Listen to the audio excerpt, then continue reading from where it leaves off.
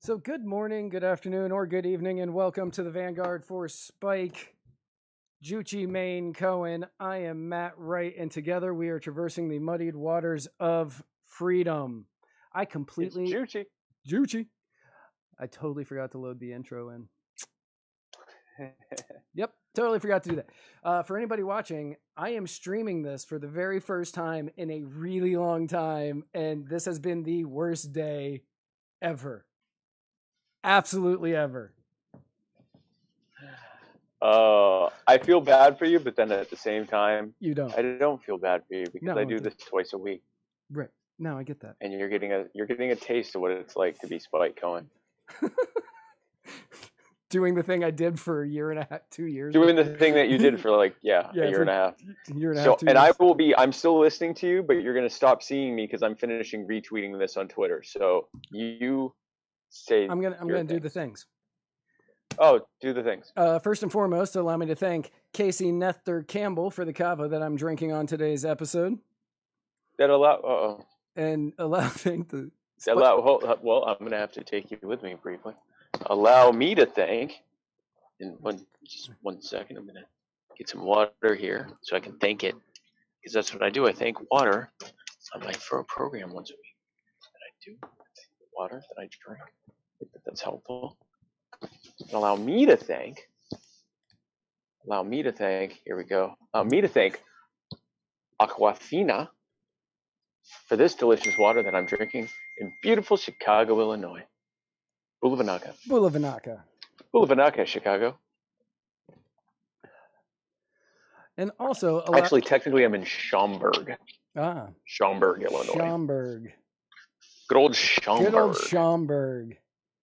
Well, is that near Shermer, Illinois? I don't know. It's just northwest of Evanston.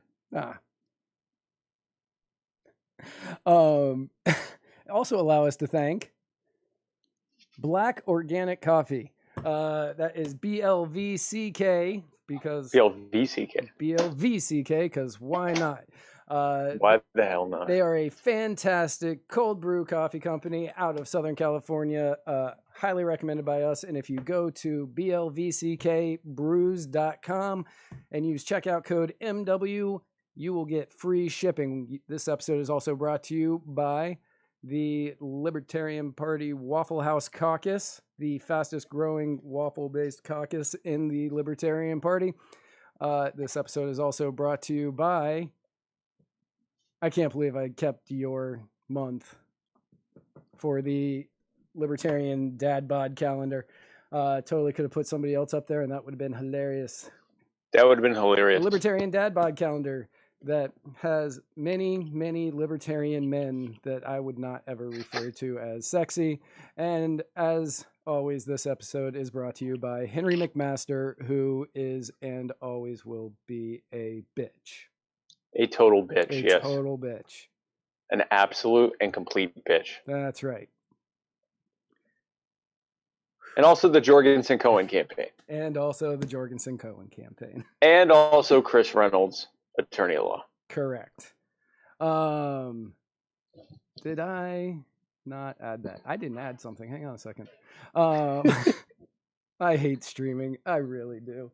It's okay. I'll be back next week, and then I'll be doing this again.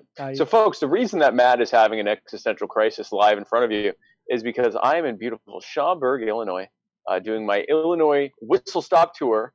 I guess there's no train involved, so it's not really a whistle stop tour, but I have been whistling every time we stop throughout Illinois as part of the Jorgensen-Cohen campaign, Joe20.com, JO20.com. And I have been going around to the beautiful state of Illinois in the summer, my favorite thing.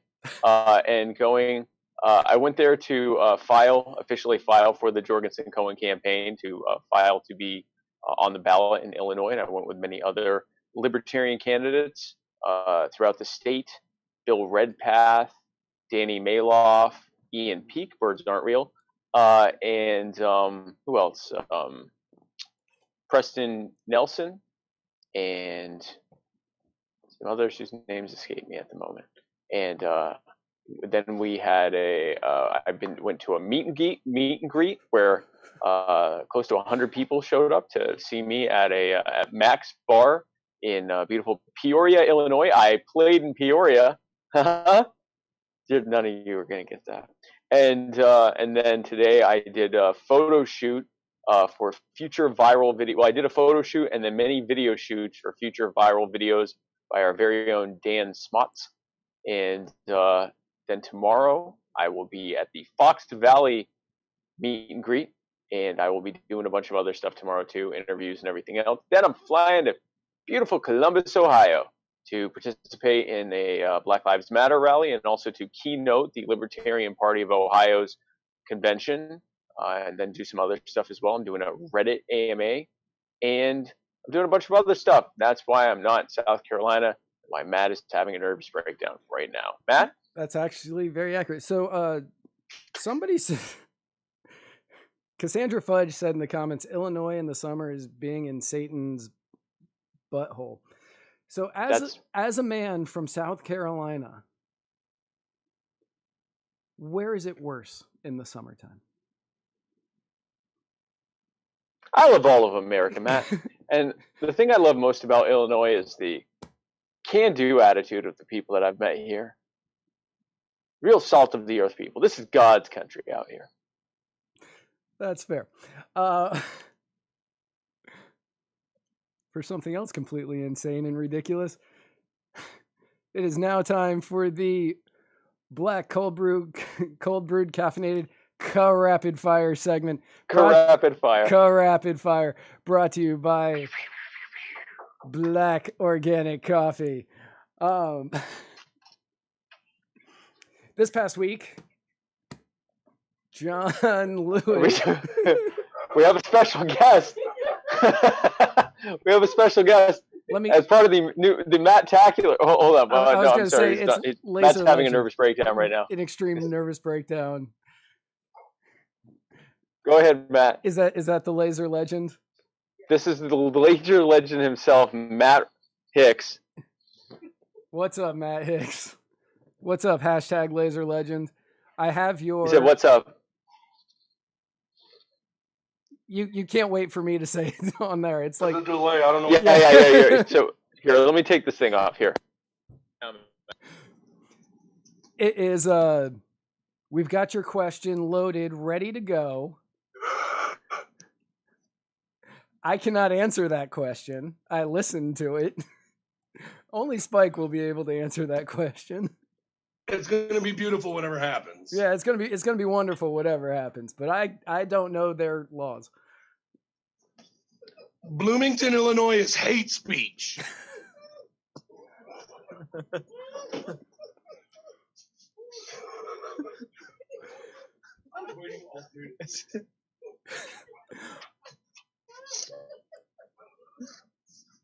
So John Lewis passed away this week.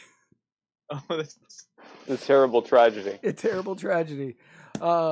Many politicians shared their condolences for the longtime congressman. Sad. Very sad. However, none were as memorable as Marco Rubio's.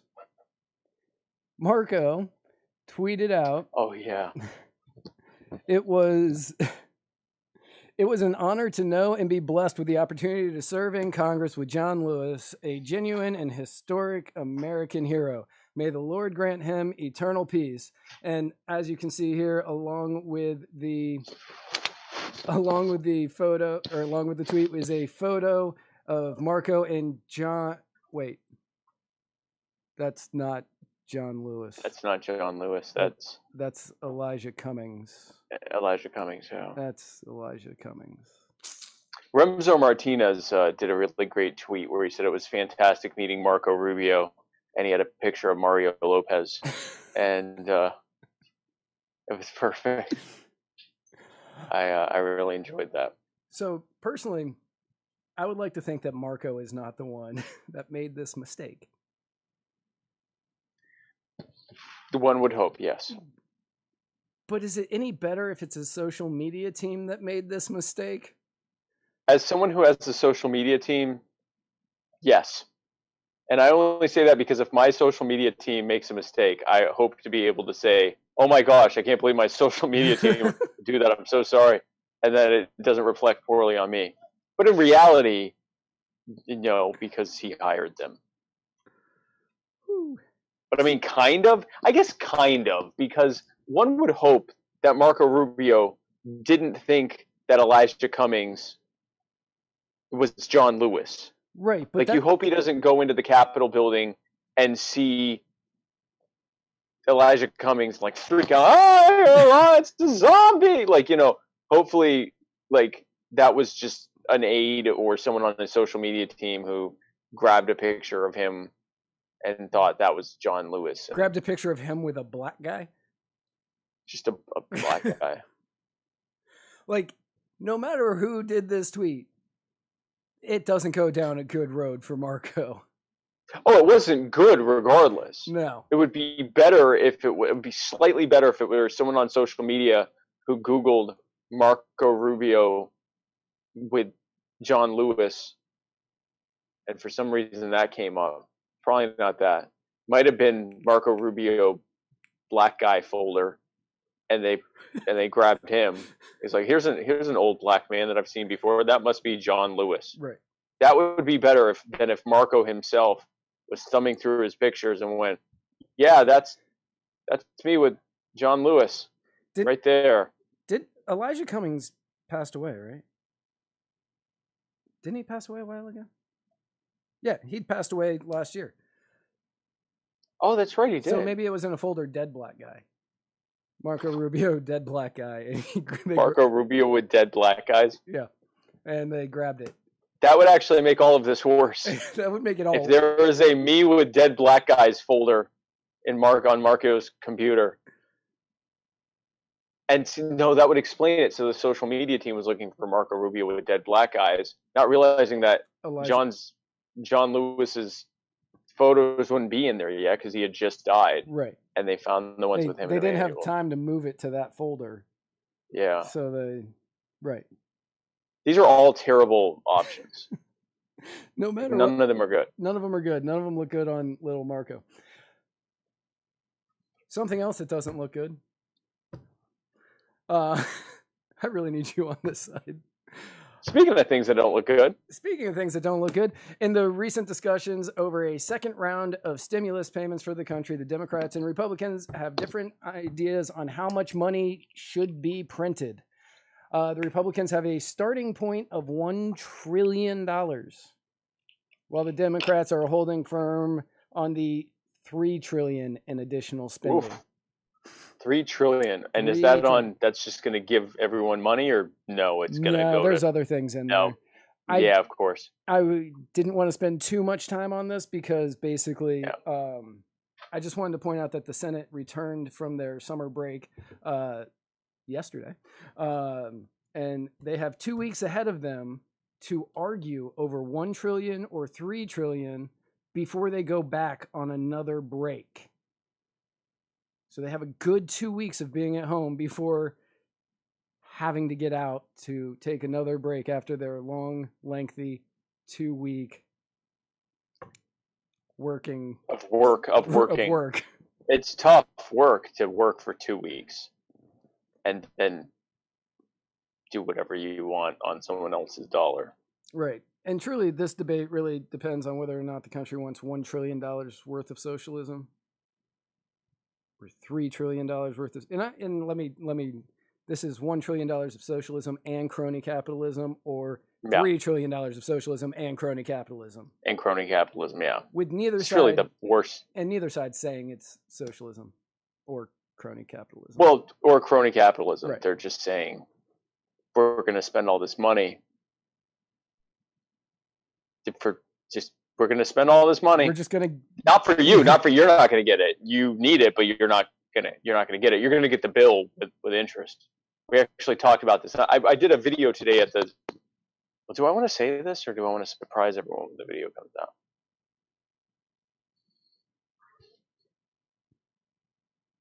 I made a video about this today, and you're going to love it when it comes out. Was that the one you were telling me? My wife agrees. Don't say anything. My wife's here too, by the way. Everybody say hi to Spike's wife in the comments. Because that's the only way you're going to be able to do it. 2,000 shares, and my wife comes over and says hi. 2,000. She says no. 1 million shares. She comes over. 1 million. 1 million shares, and my wife comes over and co-hosts with us. Yes, 1 million shares, and she joins the show. If we get 1 million shares, we're getting 1 million subscribers. Okay, sweetheart. Listen, 2,000 shares, and my wife comes here, sits on my lap, and gives me a big kiss on the face. You're not helping. No, I know. Bye. So speaking of my wife leaving. Portland. Portland. There we go. Sure. Why not? That was as good of a segue as I could have come up with. Yeah, absolutely. This show is not a mess, even remotely. No, not even a little bit. Not even a little bit of a mess. Nope. Nope. The 48 hours I had to mentally prepare myself to do this was apparently not enough hours. There should have been. This is going perfectly, Matt. You're doing a great job. I'm so proud of you. What a great show this is. Everyone encourage Matt in the comments. Thanks. If 1,000 people encourage Matt in the comments, my wife will come over here and kiss my face. Matt Hicks definitely will come over and kiss your face. That I don't want that. Yeah, but that's what the people want. No, I know that's much more likely to happen, but I don't want Matt to kiss me in the face. I get that. Again. So trying to find the beginning of this story was actually really difficult. There are so many layers to how this story all began. So we're going to start it where all great stories start, and that is in the middle at some point. Come on over and give me a kiss. Kiss on the face. The what? No, 8:30. Yeah. Love you. Middle of the story for Portland. Middle of the story for Portland. Over the past week, federal agents, including those from Trump's Department of Homeland Security and Justice, have been terrorizing the communities of Portland and relentlessly attacking protesters, as you can see in this photo and in this one as well, where the jackbooted, heavily militarized police forces have been just going around and doing their thing. It's okay though, Matt, because I heard the people that they're targeting aren't libertarians, and that makes it okay. That makes it okay. Unless they're Republicans, then it's not okay again. Right. Because if two of my enemies are fighting in the streets, I don't care.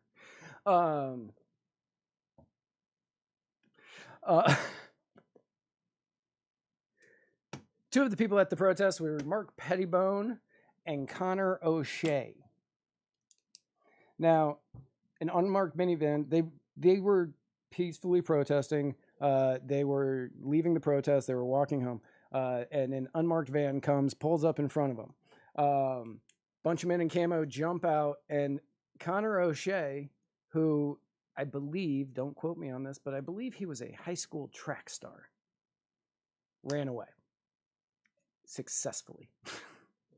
Because he's a high school track star. Right. Yeah. When I Googled Connor O'Shea, I found a bunch of videos of a Connor O'Shea talking about his big track meet where he broke some local record. So Checks out.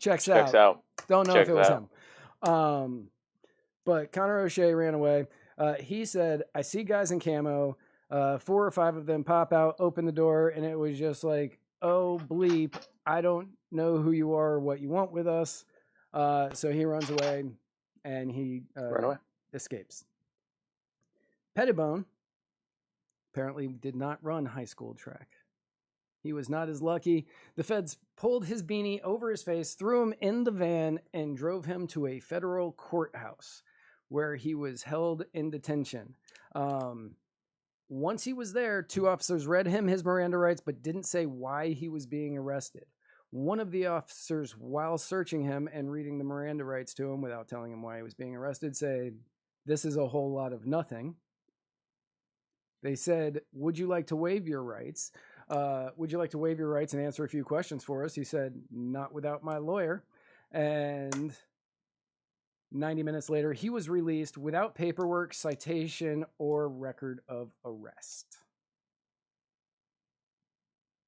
You know, a total violation of habeas corpus, the Fourth Amendment, arguably the Fifth Amendment. There's a few things there. But it's okay because it's not bad when government starts blatantly violating people's rights if they disagree with us on certain things. However, should you ever be confronted by the police and they say, "Would you like to waive your right to answer some question to anything?" You say, "Lawyer." Lawyer, and then you shut up. Yep. Shut up. Don't stay. We do this a lot on the show. If the police ask you if you would like to waive your rights, you say no. You say, "I want my lawyer," and then you shut up.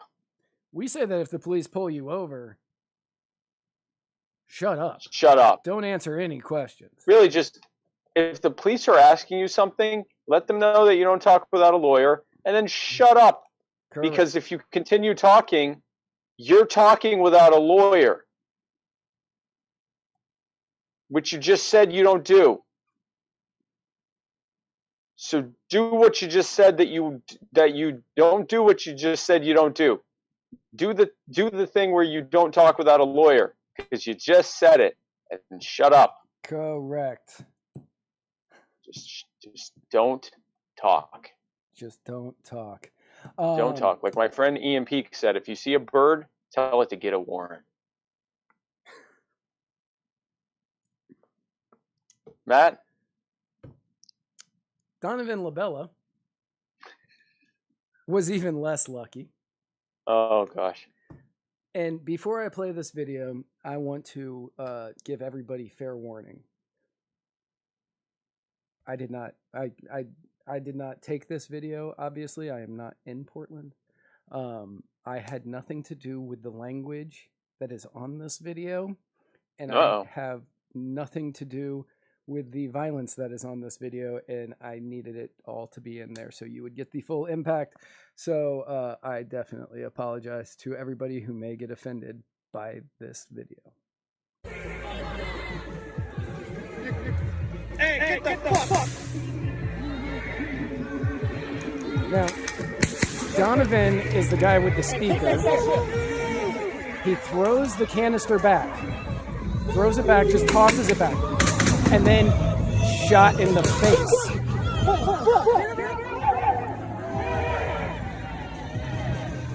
Shot him in the face with a rubber bullet.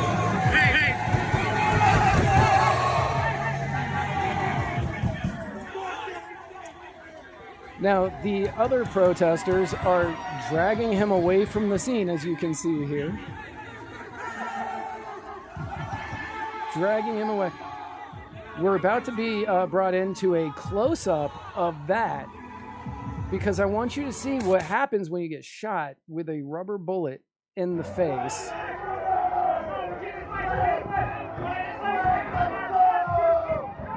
And as you can see, when you get shot right between the eyes with a rubber bullet,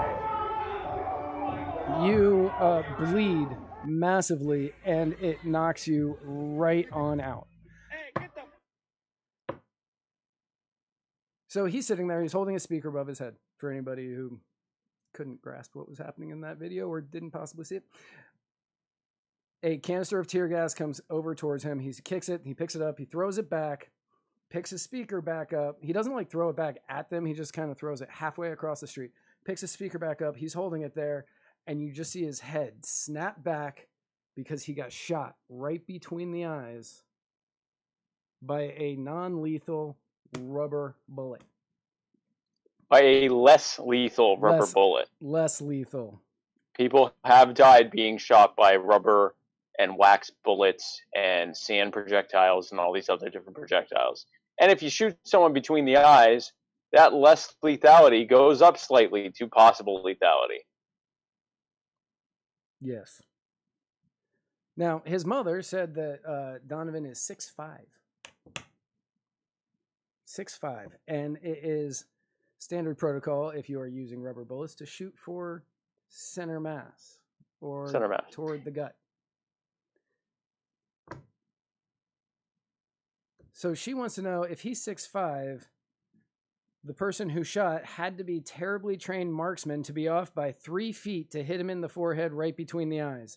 If he's that bad of a shot at such a short distance, he shouldn't have a gun. And more than likely, he's actually a very good shot, which is why Donovan got shot square between the eyes. Now, 2 nights ago, and for the people saying that there are echoes, I apologize. I don't know how to get rid of that in this juncture. It's only when we have video. Yeah. I do know how to get rid of that, I think. It's dangerous, but we can do it. Do I need to mute? Is that the problem? No, it's because I had it going through the mixer and going through. Right. Okay. So a couple of nights ago, a group stating, and I don't know this for certain, I don't know these people, but a group claiming to be all moms showed up and were standing on the front lines of the protesters. And they were chanting, "Feds stay clear, moms are here," in an attempt to quell the Fed violence against the protesters. If you had to guess, how did that turn out? Were they armed? No. Well, not that. Then I doubt it went well. Right, not that you saw. Yeah, then I doubt it went well. Well, let's find out.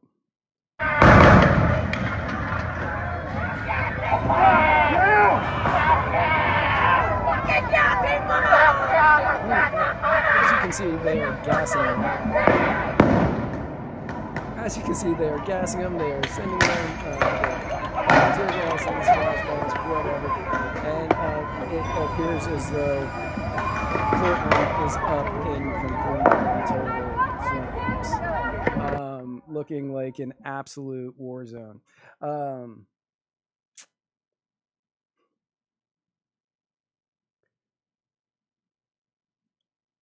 So feds don't care about your mom either. Just pointing it out.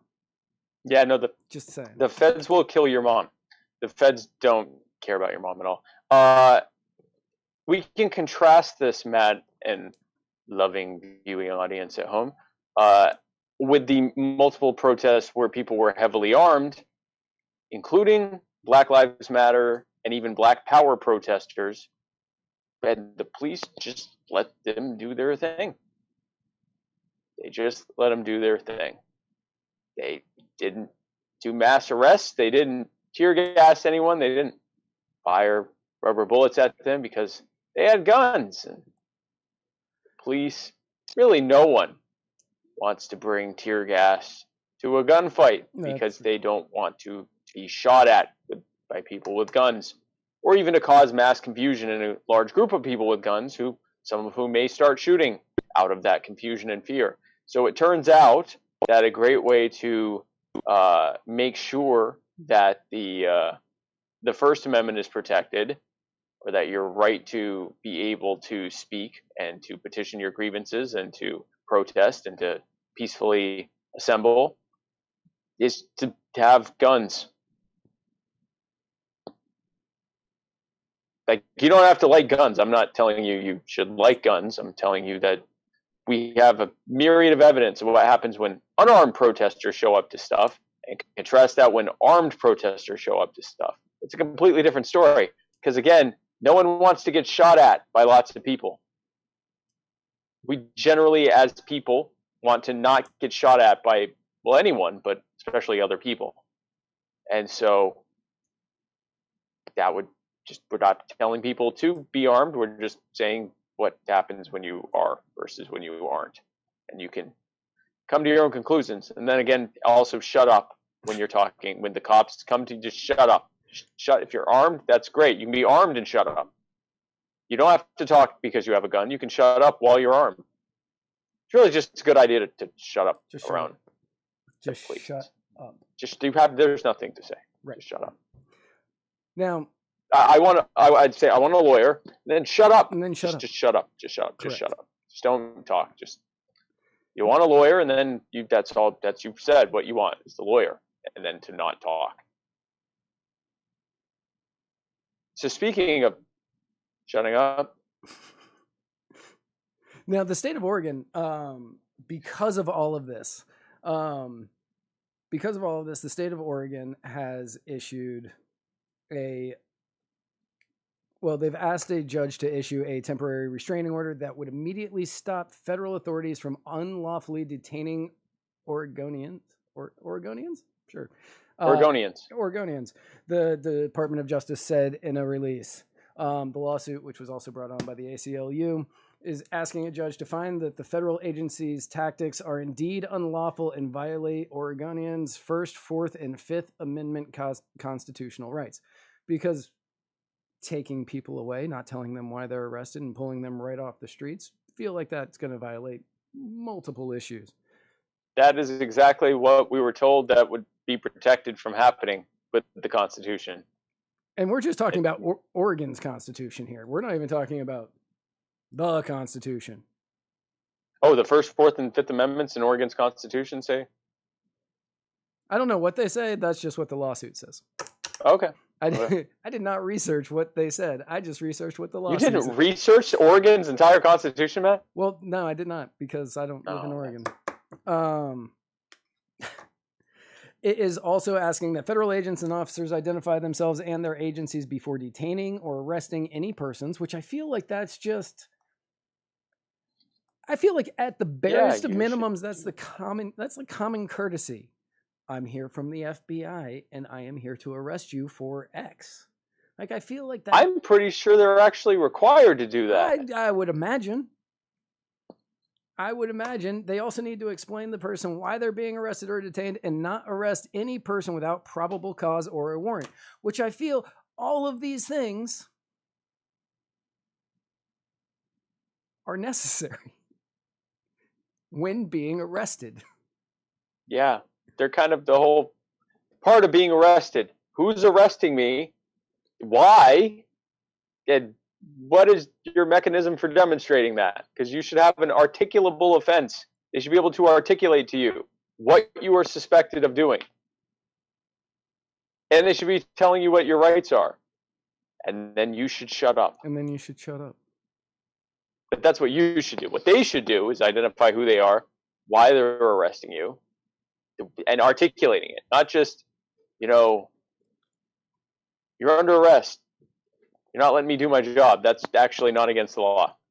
That's not against the law. What is the crime that you suspect that this person has committed, and what are their rights? Now, and then hopefully they shut up after that.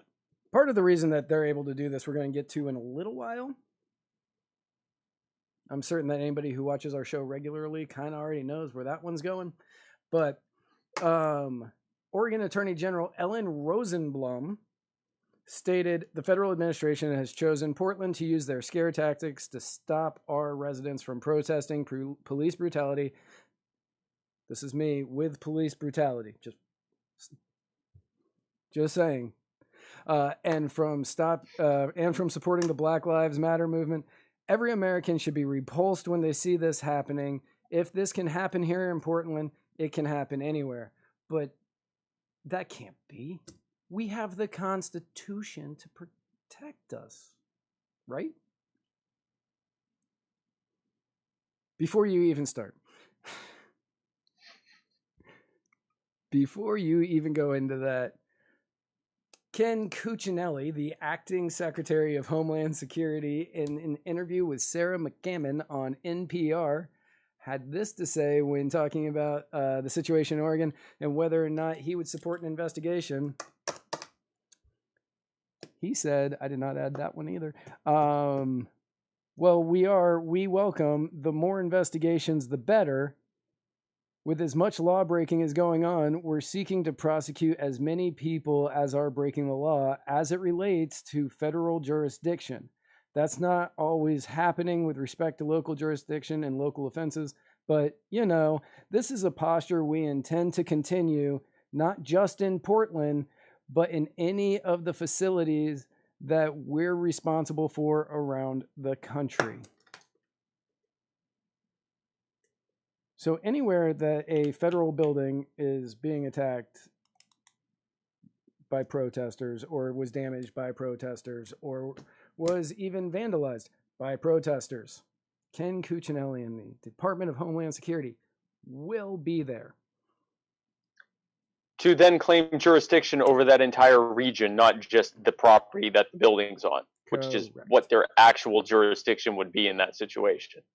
It would be up to them to leave it to the city or state police to enforce anything outside of that immediate zone of that immediate area. They could, but that's not what they're doing. They're going around the entire city or the entire county and doing whatever they want if their building gets touched at all, which is, again, a total and blatant violation of the Constitution. Multiple amendments on it.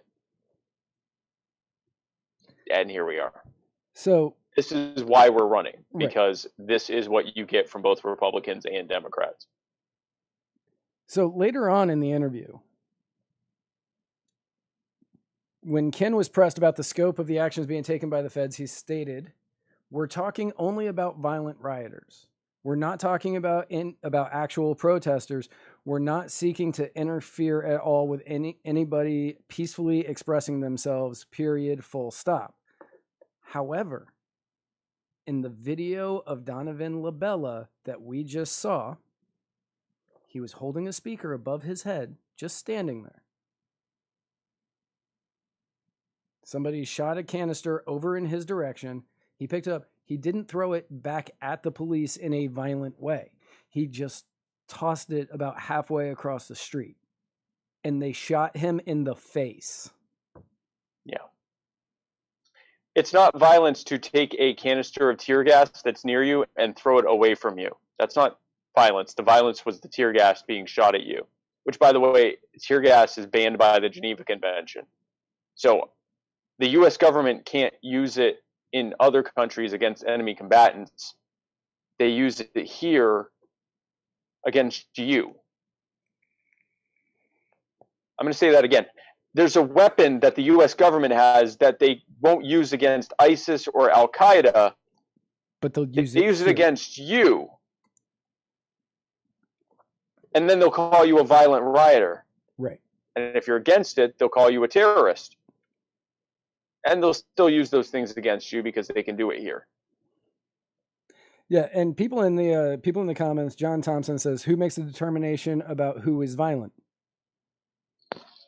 Exactly. Margie Langley Gold says, "Is yelling violence? Asking for a friend?" Melissa Marie says, "Clearly holding speakers is a violent act." Exactly. Right.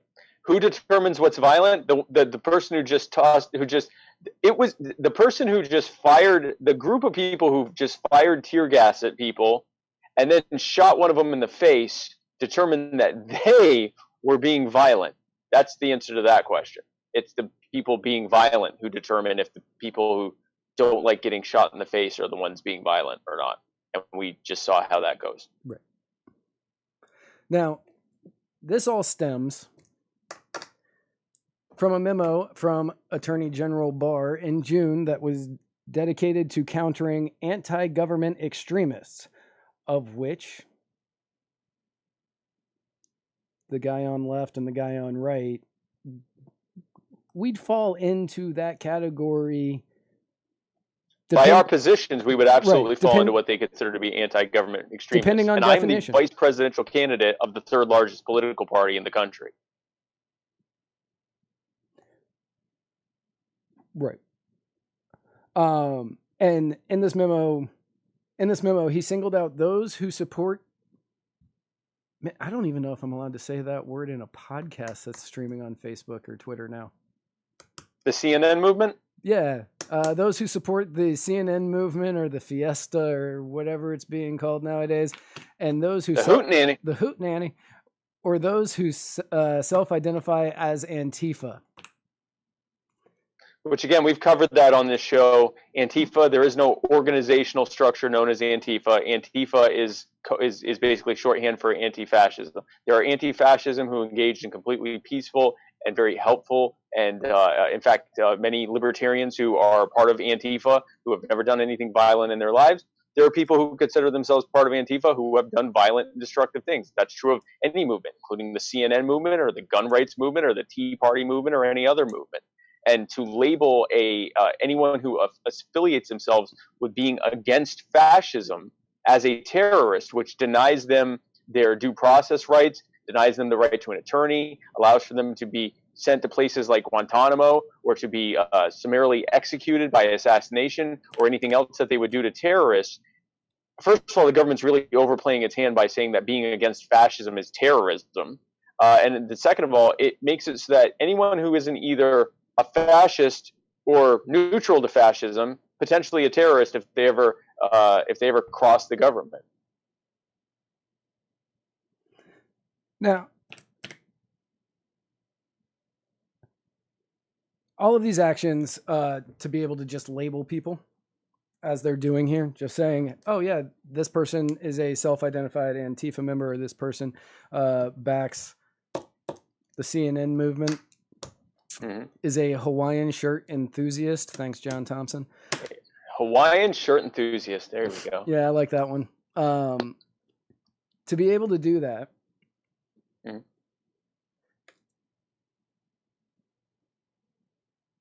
we have to go back to 2011 when Obama signed the 2012 NDAA, which included provisions that gave the executive branch and all of the executive departments the power to hold individuals, including U.S. citizens, in military detention indefinitely. Now, granted, at the time, and only in theory, the NDAA could only apply to someone involved in 9/11 or who substantially supported al-Qaeda, the Taliban, or associated forces. But there was no way that could ever go wrong. That's never, yeah. There's no way that would ever move past that immediate limited scope or be abused in any way. And yet, here we are. And yet, here we are. Now, I remember conservatives complaining about the NDAA and saying that this was going to be used against the American people. And now it is. And they're outraged, I'm sure, Matt. Yes. I'm positive that they are all very upset about this. You would think they would have to be. One would think that they'd be upset about their fellow Americans, even if they don't agree with them politically, being rounded up and treated like terrorists summarily by the federal police on American streets and in American neighborhoods. There's no way that the fact that it's being done against people who are not right-wing or conservative would make them suddenly support such actions and say it's perfectly fine and that the federal government should be doing this. And that's good, and that there's no way that they would not see that eventually a left-winger will do this exact same thing against them very second that they want to. There's no way at all. No way. No way. Now, in 2017, 6 lawmakers, which was led by Republican from Tennessee Bob Corker and Democrat from Virginia Tim Kaine, just so everybody knows, this was very bipartisan, wrote an updated AUMF that specifies the authorized targets of American military force as the Taliban, al-Qaeda, and ISIS, plus 5 enumerated associated forces that are active across North and East Africa, the Middle East, Afghanistan, and Pakistan. Sure, you got to update things. Why not? Yeah. But beyond these specific groups, the bill says new groups can be named associated forces provided that the president inform Congress within 48 hours of the designation. So to name people who are Hawaiian shirt enthusiasts or who self-identify as Antifa as associated forces with domestic terrorism, they are now on the list of groups that can be targeted by the NDAA. Funny how that happens.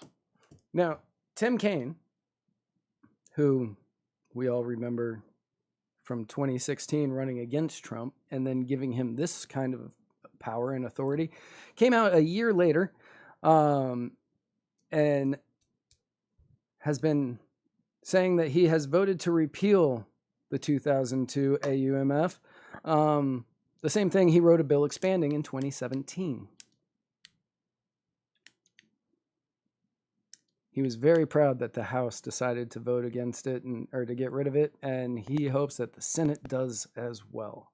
Even though he strengthened 3 years ago. The thing he strengthened December. It was December of 2017. So not even 3 years. So 2.5 years ago, just over.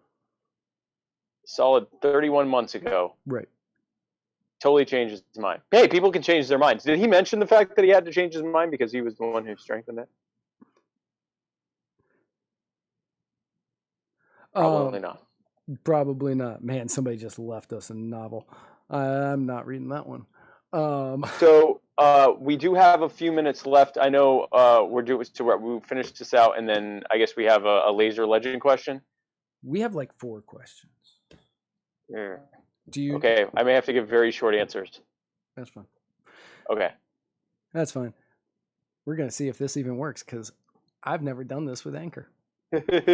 So now, kids, it's time for the personal injury attorney, Chris Reynolds, attorney at law, Anchor call-in moment. That's right, where you can call in to anchor.fm/muddied waters and leave not call in. You can go to anchor.fm/muddied waters and you can hit the old message button and leave us messages that we will play live on the air, and one of us will answer for you. And there's also a donate button. And I'm not going to say if you donate to us, you get a special prize, but I'm not going to say you don't. Now, and we do have special prizes. Sure. And if you donate $1,000 this evening, my wife will come back here and sit on my lap and kiss me on the face. Yes, but you're going to have to do that through PayPal because Anchor only accepts $9.99 a month. No. Right. So go to PayPal. Let's go to send PayPal to muddywatersofreedom@gmail.com, and my wife will kiss me. Yes. What a treat for you. Accurate. Our first question comes from first-time caller Connor Gann. Okay. Hi there, Spike. Hi there, Matt. It's great to be able to ask the former VP some questions. Have you had any thoughts about a negative income tax? Do you have any plans to implement it, or what's your overall opinion? Thank you for your time. So a negative income tax is sort of a different version. By the way, thank you for asking your question, Connor. And I am already happy to be a former vice president. That's fantastic. I'm looking forward to easing into my golden years. So a negative income tax is sort of another version of UBI where after your income goes below a certain level, you start getting money back from. That's why they call it a negative income tax. You're getting money from the government. The problem with all forms of UBI, including the negative income tax, even though they may be an immediate improvement upon the welfare system, is once you start just giving everyone money, all you're doing is causing mass inflations by just increasing the price floor for everything. So if everyone knows that, if all providers know that everyone has this much money every single month or every single quarter or however it's divvied out, they're going to raise their price accordingly. And so that's going to get outstripped. It's going to cause increased inflation. Also, because you're rapidly expanding the monetary supply by giving everyone this money, that causes the value of the currency that they're handing out to go down over time. So those two things combined just lead to massive inflation. And what happens over time is there becomes the snowball effect. $1,000. We've already seen how quickly $1,000 became $1,200 during the stimulus packages that happened earlier this month. 1,200 becomes 1,500, becomes 2,000, becomes 2,500, becomes 3,000, becomes 5,000, becomes 10,000, and at the worst, that the more you have to raise it, the higher the inflation goes up, which means the more that you have to raise it, and it turns into this snowball effect. and it ends up not ending well. The answer is sound money. Get us out, get the Federal Reserve and the Federal Reserve, get the government out of the issuance of currency and move currency over to the free market, where providers will have a vested interest in giving you the most sound currency that actually gains in value over time, with the cost of living actually going down over time, because they want you to use their currency instead of one of the other competitors. So that's the answer to that. Yep. Can't add a single thing to that. Okay, question number 2. From Nick Cannon. Hey there, my name's Camden Hill. I'm from Warner Robins, Georgia. I was doing some research into you, saw on your Wikipedia page that you are of Jewish faith. So I just wanted to know if you are familiar with the Nick Cannon events that have recently come out because of statements made on his podcast for saying, anti-Semitic comments that were made. He lost his job almost immediately. When I listened to it, I didn't hear anything that was like blatantly anti-Semitic, I guess, but I'm figuring, somebody that's involved in that religion would have, maybe there's something I'm missing because I'm not involved in it. So I was just wondering what your opinion on it was, and your opinion on his getting fired after his statements. Thanks. Have a great day. Now, before you give that answer, Nick Cannon did not get fired. His show that he had coming out got pushed back. A couple of months. Fox said that they weren't going to fire him for his statements, and somebody else decided not to fire him. I don't remember who that was, but he did not get fired for his statements that he made. Okay, and thank you for your question. Unfortunately, I don't know exactly what happened there. I did hear that he had done something that he had put, I think he retweeted Louis Farrakhan or something like that. So he showed up on a podcast and he was saying that blacks were the true Hebrews and that the Jewish people didn't belong there, and or they. Oh, so he's doing the Hebrew Israelite thing. Yeah. Okay, so there's an ideology called the Hebrew Israelites. They believe that African Americans or people of African descent are the true Hebrews. They have taken a handful of quotes from of scriptures from the Bible, heavily out of context, to say that only Africans are the true Hebrews and that the Jews are false Hebrews, and they call us the synagogue of Satan. The reality is that the ancient Hebrews definitely looked much more like black people than they did like white people. They for lack of a better word, they were black. If you look at an Ethiopian or a Somali, that's very much what the ancient Hebrews look like. It's also true that over several thousand years and various migrations across the planet, Jews ended up looking like all sorts of different things. The ones who worked their way into throughout Africa, like the Igbo people in Nigeria, are black. The ones that went out east, they look more Eastern, and even some that are Asian. There are many that stayed in the Middle Eastern areas, and they still look largely like they did at the time when the Romans started scattering the Jewish people from their lands. And many of us, the Ashkenazi, ended up in Europe, where we continued intermingling with the white population so that we didn't end up all inbred as a result of the fact that there weren't many of us. And so we ended up becoming white. And so we are white, we are Jewish. There are multiple genetic studies that have been done on Ashkenazi Jews as well as other Jewish populations around the world that demonstrate that we have blood that is tied directly to the Middle East, even despite the fact that we are white after many years of intermingling with native European populations over time. We are every bit as much of the descendant of the Hebrews as everyone else. With that said, if that's Nick's opinion, that's his opinion. Is it anti-Semitic? I guess to an extent. Is it harmful or hate speech? It depends on the context. If he just has that opinion, that's one thing. If he's advocating for violence against us or for bad things to be done to us, then that certainly becomes hate speech. I think it's up to those networks to decide what they want to do with them, and it's up to the viewers to decide how they want to respond to whether he's fired or not. But without knowing more, I don't really want to say much. But the Hebrew Israelite ideology has some major flaws in it that are based on some people trying to sell a DVD series instead of putting more context into scripture. So our next question comes from Nick Taylor. Okay. Hey, Spike. This is definitely one of those further out there questions that are going to get some conspiracies possibly popping up in people's heads. But I feel it's necessary. So my question is, what is your take, your stance, opinion, whatever you want to call it, on child trafficking, sex trafficking, human trafficking, etc. in America, and how would you guys fight that? I know the war on drugs being ended and coming to a close would help. I know the prostitution being legalized would help. But then further than that, the child trafficking seems to be something huge going on right now that people are really, really concerned about, and we should be. So, yep, I'd love to hear your stance, opinions, or whatever else you have to say. Thank you. Bye. Hey, thank you. And I actually have to go and plug my phone in because it's dying. Because this is the Matt Wright has to deal with Spike Cohen's nonsense episode of the Muddy Waters of Freedom. So child trafficking is absolutely a terrible thing.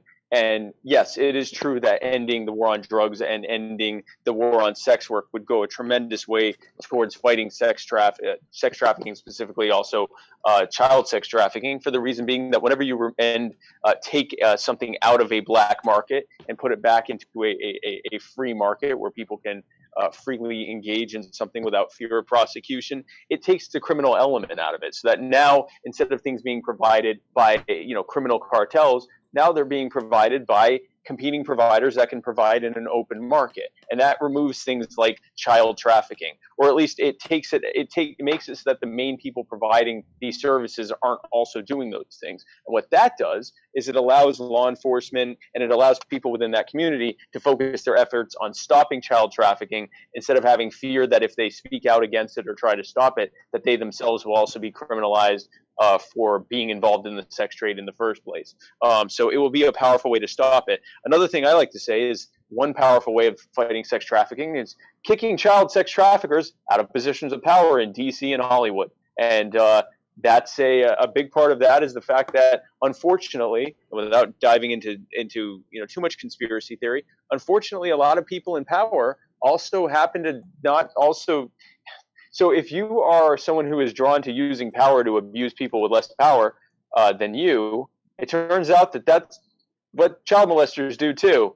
And so certainly not saying that every child molester is a powerful person. I'm certainly not saying that every powerful person is a child molester, but there's some serious overlap there.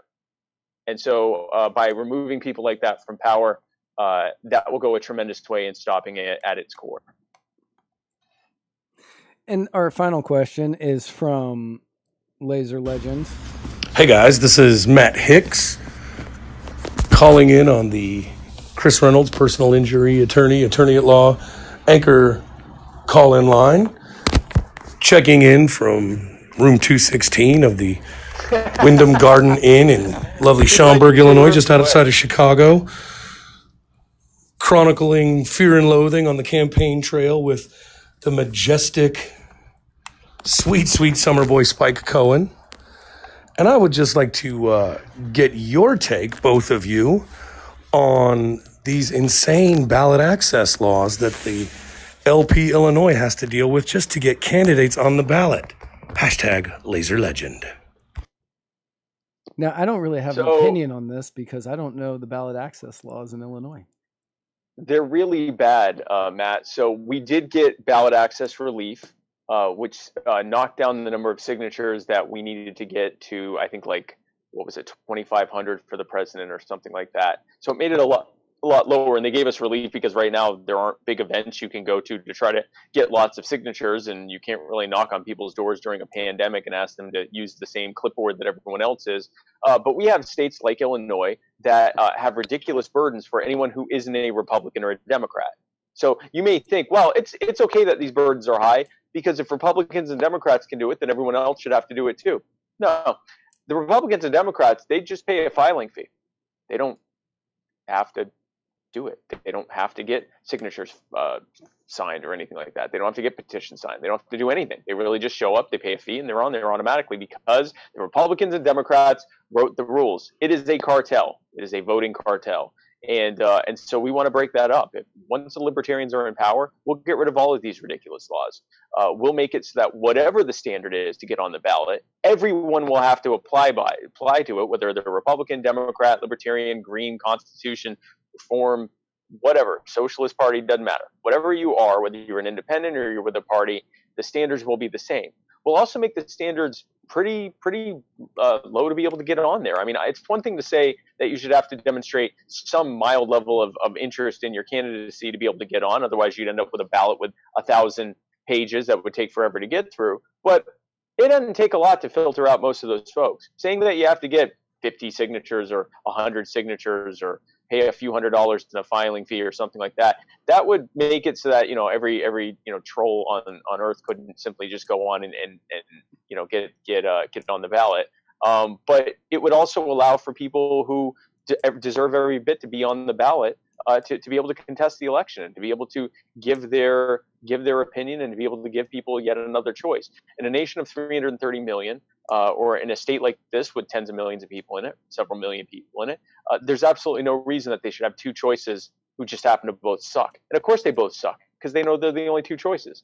A duopoly is not much better than a monopoly, especially when they work together so much that you might as well call them a monopoly. So that would be my answer to that. Hashtag fix Bloomington's roads. And that was the final call on this week's episode of Personal Injury Attorney Chris Reynolds, Attorney at Law, Anchor Call-In Moment. And remember, everybody, you can go to anchor.fm/muddied waters and hit the old favorite button, and you can leave us messages there. And you can also donate, as we said before. Do you want to do an update? I know you're really short on time. Yeah, I kind of updated before, but again, I'll be in Illinois for one more day. I'm going to be doing the Fox Valley Libertarian Meet and Greet tomorrow in beautiful East Dundee, Illinois. Don't know where that is, but I'm going there between 6 p.m. and 9 p.m. Will you ask if it's near Shermer? Yeah. Thanks. I don't know. I don't know. And so I'll be doing that, and then on Thursday I'm flying to Columbus, Ohio. I'll be doing the convention there. I'll also be going to a Black Lives Matter rally. I'm doing a Reddit AMA at r/Libertarian on Saturday. I'm going to be the keynote speaker at the Libertarian Party of Ohio. So if you're in Columbus, Ohio, or anywhere near it, or just want to go to Ohio to meet me, come to the LP Ohio Libertarian Party of Ohio convention and hang out with me. Hear my keynote speech. It'll be awesome. You're going to love it. Kids love it. And then I'll be back in beautiful Myrtle Beach very late on Monday. So, folks, thanks again for tuning in. And sorry that we had to have a short show, but I have something right after this. And thank you, Matt, for streaming this. I know that you did it. You did it, and it's done now. I've only got like 3 minutes left, and I am so excited about that. And it's all over. And then it's all over. And, folks, thanks again for tuning in. And we will see you next week. I'm not doing an episode of My Fellow Americans this week. It would be way too much. But we will see you next week. Right here, Tuesday night, 8 p.m. Eastern, 7 p.m. Central, for another episode of the Muddy Waters of Freedom, where Matt Wright and I parse through the week's events like the sweet summer boys that we are. So thanks again for tuning in. And where we're going, we don't need roads.